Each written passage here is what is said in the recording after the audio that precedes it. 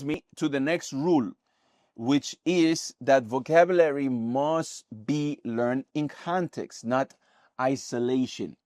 Now, what do I mean by this? A word without context is not a word, is a guess. If you are learning the English language and you ask, what does run mean? Then the person is going to give you the default meaning. They're going to say, oh, run means, to walk, but a little bit more faster. However, that person might have read or heard somebody say, I run it up. Somebody from the US, when they say I run it up, it means I make money.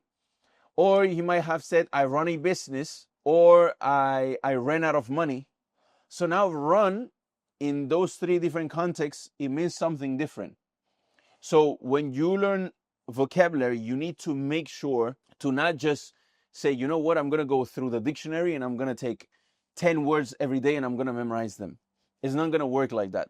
But rather, what would be more beneficial is to listen to those who are fluent, or read a book or a text in context, in topics that are in different contexts. For example, Ali goes to the supermarket.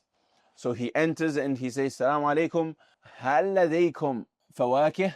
So now you learn ladaykum as do you have? Do you have in that context? However, lada, if you read it in another context, like for example, رأيته لدى الرجال, I saw it around those men. So now if you read this other sentence, it's the same word, lada, but it means something different. So memorizing vocabulary in isolation, it doesn't make sense, but rather it needs to be in context. And this is why in Andalus Institute, you learn vocabulary through organized contextual texts. And after each of those texts, you now have new vocabulary